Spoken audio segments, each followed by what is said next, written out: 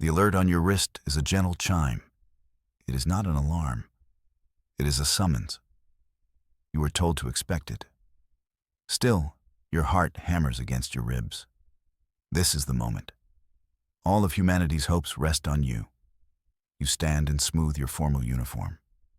It feels stiff and unfamiliar. You are not a soldier or a diplomat. You were a historian before all this. Now you are something more.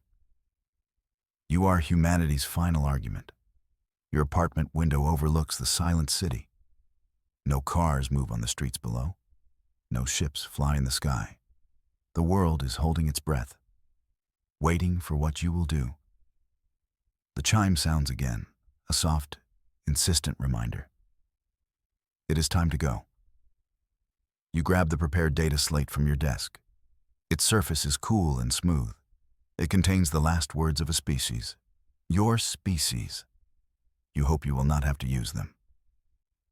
You walk out the door without looking back. There is nothing left to say to the empty rooms. The automated transport waits for you outside. Its doors hiss open without a sound. It knows your destination.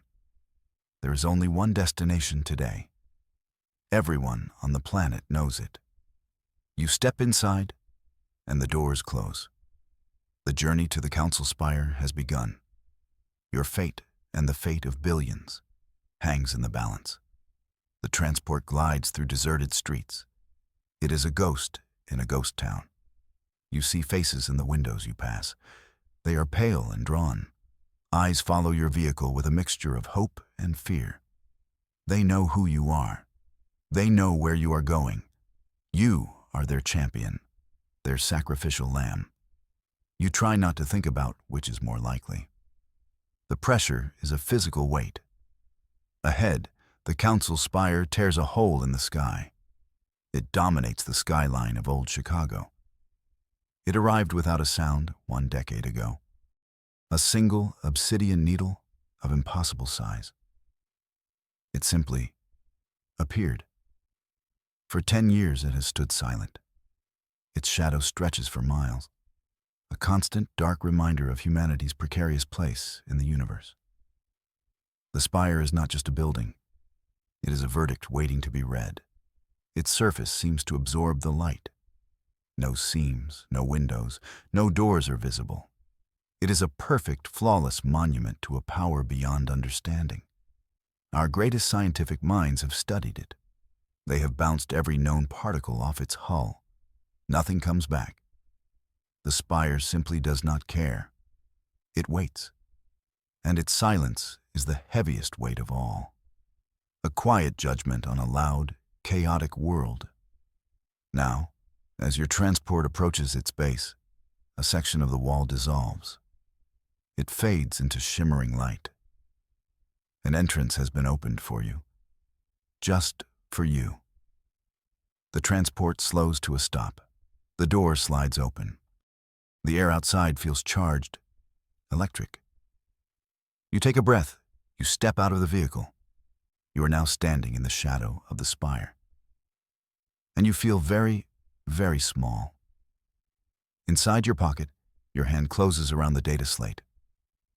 It feels like a foolish, tiny shield. You hold the first contact protocol, a document drafted a generation ago, a relic of a more optimistic time.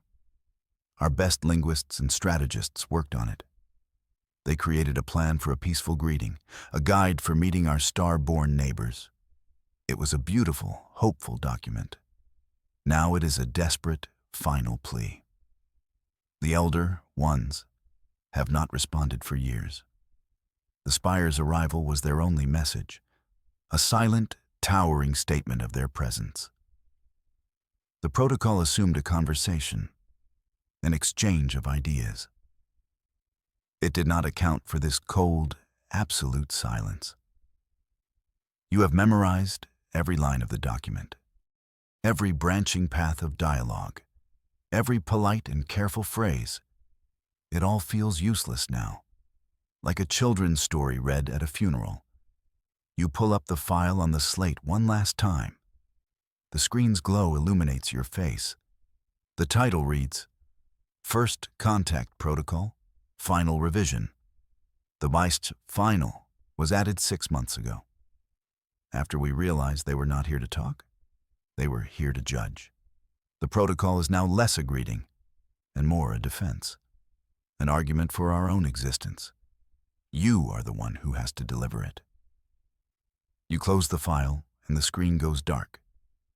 A single platform waits for you inside the opening. There are no controls, no visible mechanism, just a circle of dark, smooth material on the floor. An elevator into the sky. You step onto it. As soon as your feet are firmly placed, the light behind you solidifies back into a wall. You are sealed inside. There is no going back now. The platform begins to rise, a quiet, seamless ascent. There are no floors to mark your progress, no windows to the outside world. Only the feeling of upward motion.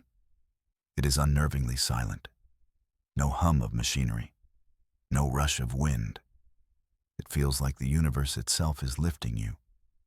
You are the last envoy for your species, a single voice to speak for billions of souls. The thought is paralyzing. You force it down. You must be calm. You must be ready. To distract yourself, you focus on the air. It is different in here. Clean, pure, with a faint scent you cannot place. Something like ozone and old stone. It is the air of a place that has waited a very long time. You wonder how many other species have taken this ride. How many others stood where you stand now, facing their own judgment. Did any of them succeed? The silence offers no answers. The ascent seems to last an eternity. You could have crossed a continent in this time. Instead, you have only traveled upwards, deeper into the heart of the alien monolith. The weight on your shoulders feels heavier with every passing second. You are rising to meet gods, or executioners. The platform slows. It comes to a stop so gentle you barely feel it. A new wall of light dissolves before you. You have arrived. The room is vast beyond comprehension. Your mind struggles to accept the scale. The ceiling is lost in shadow. So high it seems like a starless night sky. The floor is a polished expanse of the same dark stone, reflecting the faint light from the doorway you stand in. In the center of this impossible space, thrones. Dozens of them, arranged in a wide, imposing circle. Each one is unique. Each one is terrifyingly alien, and each one is empty. This is the Chamber of Echoes. That is the name your mission planners gave it. They saw it on a single, brief scan that somehow pierced the Spire's hull years ago. A room designed for a council of giants, a place where the fates of worlds were decided. Now, it is just a cavernous, empty hall. The thrones sit cold and silent, covered in a fine layer of dust that seems billions of years old. You walk forward. Your footsteps are the only sound. They do not echo. The air is too thick, too heavy. It swallows all noise. It feels like walking through deep water. You approach the center of the circle of thrones. You see carvings on them. Star charts of unknown galaxies. Biologies of creatures beyond imagination. Histories of empires that rose and fell before your planet was even formed. This chamber was not built for humanity. You are an afterthought, a brief flicker in a history so long it is immeasurable. The silence is profound. It is the quiet of a tomb, a grand, magnificent tomb for a council that is no longer here. Or is it? A cold dread begins to creep up your spine. You get the distinct feeling that you are not alone. Not at all. The air changes. It grows thick, heavy. A pressure builds inside your skull, a silent, piercing hum. It is a presence, an awareness that fills the vast, empty space. You cannot see them. You cannot hear them, but you feel them. Their ancient minds are like immense, invisible mountains surrounding you. The unseen watchers. They are here. They have been here all along. Their attention settles on you. It is not a gentle touch. It is an invasive, clinical examination. They are sifting through your thoughts, your memories. They peel back the layers of your consciousness like an onion. You feel your childhood fears, your greatest triumphs, your deepest regrets, all laid bare before them. There are no secrets in this room. There is no hiding. You try to shield your mind to think of nothing. It is like trying to build a dam against the ocean. You force yourself to stand still, to breathe. This is part of the test. They want to see if you will break. You focus on your mission, on the data slate in your pocket, on the billions of people you represent. You are humanity, not just one person. You push back, not with force, but with a single, clear thought, a feeling. It is the feeling of standing on a beach, the warmth of the sun, the sound of your family laughing, a simple, perfect memory. For a moment, the pressure lessens, as if they are surprised.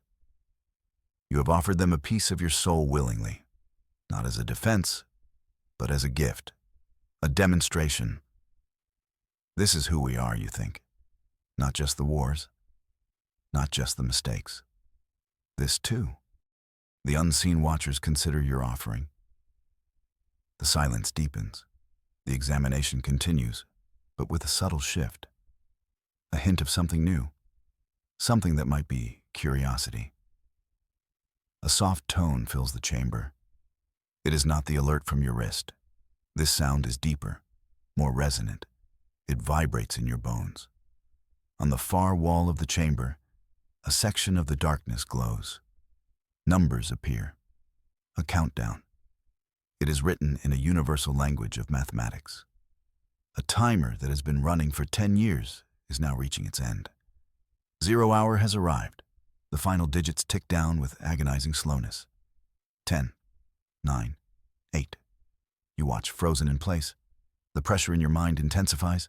The watchers are focused, expectant. 7, 6, 5. The final ultimatum deadline. The moment we were told all debate would end and judgment would be rendered. 4, 3, 2. You close your eyes. You picture that warm, sunny beach one last time. 1, 0. The timer vanishes. The chamber is plunged back into near darkness. But outside the spire, something is happening. Through a newly formed transparent section of the wall, you can see the sky. It is no longer blue. It is shifting, rippling with colors you have never seen before. Hues of violet, crimson, and impossible gold. The clouds are boiling away. The very atmosphere is being rewritten. This is a display of power. A final, terrifying statement. The silence that follows the countdown is the most profound you have ever experienced. The world outside is being transformed. The sky burns with alien light. Inside the spire, the unseen minds watch you, waiting for you to scream, to collapse in terror. You do neither. You simply watch the sky change. You have seen all the fear you can handle. Now, there is only a strange, cold calm. The end of the world is surprisingly beautiful. Then, a voice breaks the silence. It is not a sound that travels through the air to your ears. It speaks directly inside your mind. A chorus of 1,000 voices speaking as one. Yet, it is perfectly clear, perfectly calm. It is ancient, powerful, and it speaks one word, a single word in perfect, unaccented English. It says, "Listen." The sound of it echoes in your skull, a command that cannot be disobeyed. You are frozen, not by fear anymore, but by awe. For 10 years, humanity has screamed into the void, begging for a sign, a word, a single acknowledgement of our existence. We sent probes. We broadcast messages in 1,000 languages. We sent our brightest minds to try and understand the silent spire. All we received was silence. A decade of crushing, indifferent silence. And now this. A single word that changes everything. The voice, the chorus of minds, pauses. It allows the word to settle in the chamber, to settle in you. Listen. It was not a request. It was the opening of a floodgate. The pressure in your head returns, but it is different now. It is no longer just an examination. It is a transmission, a torrent of information, of history, of judgment. They have watched us for longer than we can imagine. They have seen everything. You brace yourself. The word hangs in the air, a promise and a threat. You have been summoned. You have been tested. You have reached 0 hour. And now, after all this waiting, the trial is finally about to begin.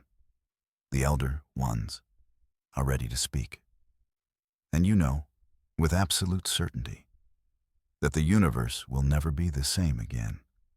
The voice continues inside your head. It is calm and dispassionate, like a scholar reading a historical text. It details humanity's perceived crimes. Images, sounds, and feelings flood your mind. You see the smoke of ancient battlefields. You feel the cold terror of a midnight raid. You hear the cries of the forgotten and the oppressed. They show you everything. Every war, every betrayal, every moment of cruelty. They show you cities choked with poison, oceans filled with plastic ghosts, forests burning to ash. They project the collective pain of your species directly into your consciousness. It is an unbearable weight. The sheer scale of the suffering, the relentless, repeating patterns of self-destruction. They do not editorialize. They do not need to. The evidence speaks for itself. It is a brutal, comprehensive indictment. You are a species of beautiful paradoxes, the voice says. The tone is unchanged, still perfectly neutral. You create art of breathtaking grace. You compose music that touches the fabric of star science. You love with a ferocity that can reshape reality. Another wave of images flows into you. A parent holding a newborn child. A doctor healing the sick. An explorer standing on a new world. And then you destroy it. You destroy each other. You destroy your home. The accusation is not angry. It is simply sad. A profound, ancient sadness. The disappointment of a gardener tending a promising plant that insists on growing towards shadow instead of light. Your potential is limitless, the voice concludes. But it is trapped, caged by your fear, by your division, by your inability to see yourselves as one. This pattern is unsustainable. It has one inevitable conclusion. Your judgment is not our decree. It is the future you have written for yourselves. You stand in the center of the silent thrones, the weight of their judgment pressing down on you. The protocol in your pocket feels 1,000 pounds heavy. Its words of peace and friendship seem naive, foolish. How can you defend a species that has committed such crimes against itself? The Elder Ones have shown you the truth, and the truth is damning. They fall silent, waiting for your response. You take a deep breath. The manufactured air of the Spire feels thin. You pull the data slate from your uniform. Your hand is steady. This is the moment. You are not here to apologize. Apologies are meaningless in the face of such evidence. You are here to offer context, to offer hope. You activate the slate. Your prepared defense begins, not as a broadcast, but as a focused thought, a projection from your own mind aimed at the watchers. We have seen the evidence you present, you project. Your thought is clear and firm. We do not deny it. We have lived it. It is the terrible ink in which our history is written. But a history is not a destiny. A single chapter is not the entire book. You offer them your own images. A peace treaty being signed. Former enemies rebuilding a city together. A global effort to heal the planet. Small acts of kindness multiplied by billions. You see our flaws? You continue. Because they are loud. They are violent. They burn brightly. But our strengths are quiet. They are the slow, patient work of generations. The silent courage of a mother. The shared laughter of friends. The unending quest for knowledge. You make no excuses for the darkness. Instead, you present the light that has always existed alongside it. Your defense is not a plea for mercy. It is a statement of fact, a quiet warning. You say our pattern is unsustainable. You are right. But patterns can be broken. We are a young species, a chaotic species. But we are learning. To judge us now is to judge a child for stumbling as it learns to walk. Erase us from the universe. And you will never know if we would have learned to run. You end your transmission. The data slate powers down. You have said all you can. For a long time, there is only silence. The watchers consider your defense. The pressure in your mind is gone. The air in the chamber feels empty. Did it work? Did you fail? The suspense is a sharp physical pain. You have presented your argument. You have laid humanity's soul bare, and now you wait for the verdict. A verdict that will be delivered not with a gavel, but with fire from the sky. Then, a new sound. It is not the voice in your head. It is a physical vibration, a low, resonant hum that starts in the floor and travels up through your entire body. It grows in intensity. The great, empty thrones begin to vibrate. Dust shakes loose from their ancient surfaces, catching the faint light like a cloud of fireflies. The entire spire is thrumming like a massive tuning fork. The council's reaction is not what you expected. This was not in any of the projections. The hum is not aggressive. It sounds like anticipation, like a great engine warming up after a long slumber. The transparent wall showing the strange sky flickers, then it expands. The whole chamber seems to dissolve, leaving you standing on a platform in open space. You are high above the earth, looking down on the continents and oceans, and all around you, the fleet appears. It is not a gradual arrival. One moment there is only the burning sky and the curve of the earth. The next, they are there. Thousands of them. Tens of thousands. Countless starships of impossible size and design, they materialize out of nothing, filling the upper atmosphere in a silent, perfectly ordered formation. They are not here to negotiate, that much is clear. Their presence is absolute, unquestionable. They are beautiful and terrifying. Some are crystalline structures that refract the strange light of the sky. Others are dark, organic shapes that seem to pulse with a life of their own. One ship is a perfect sphere of liquid metal. It reflects your own tiny platform and your own shocked face. This is not an invasion force. An invasion force would be chaotic. This is a display, a demonstration of power so total it redefines the concept. You think of the world's defense fleets, our greatest weapons. They would be like paper boats in a tsunami, a child's toys against the power of a god. The scale of it is meant to crush your spirit, to show you the utter futility of resistance, to prove that humanity's fate was never in its own hands. You were a subject of a test you did not even know you were taking. And yet, you do not feel fear. You feel a strange sense of clarity. The petty squabbles of Earth, the borders, the politics. All of it seems so small from up here, so insignificant in the face of this. This is the true reality of the universe, and humanity has just been formally introduced. The low hum from the spire fades. The voice returns to your mind. It is no longer neutral. It holds a new tone, something like approval. You have passed, the voice says. The words ripple through your consciousness. This was never a trial for your past crimes. It was an audition for your future. The revelation hits you with the force of a physical blow. A trial implies a sentence. An audition implies a role to be filled.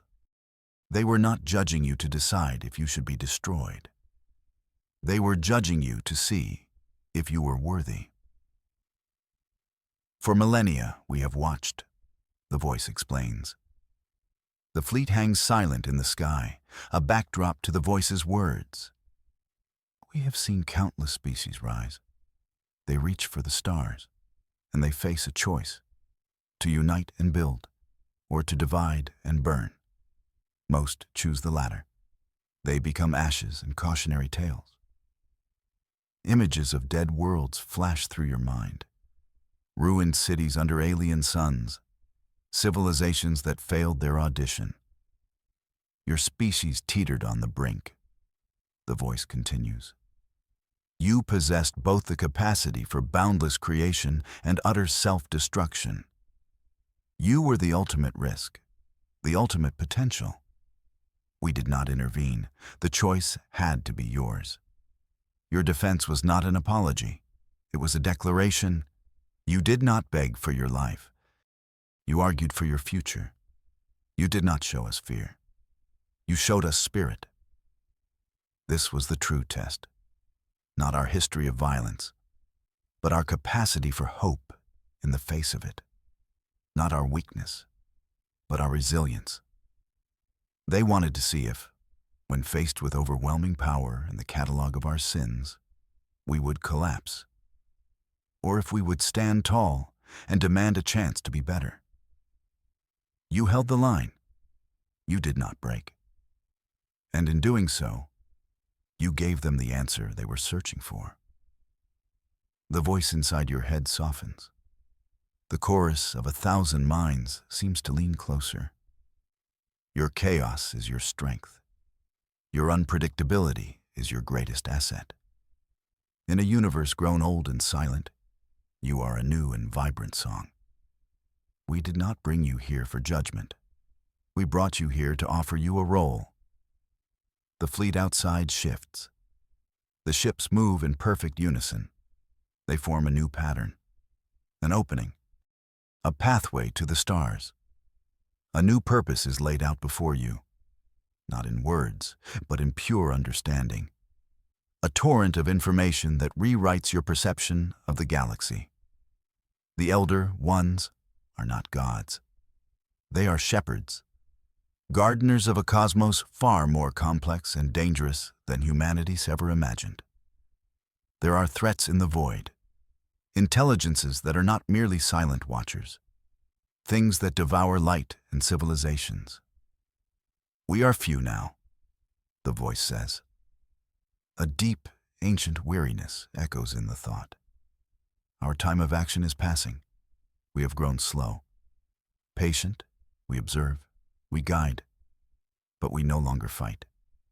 The galaxy needs a new protector, a new force for balance, a species with the fire to stand against the coming dark. The meaning is clear. It is staggering. They are not offering you a seat on their council.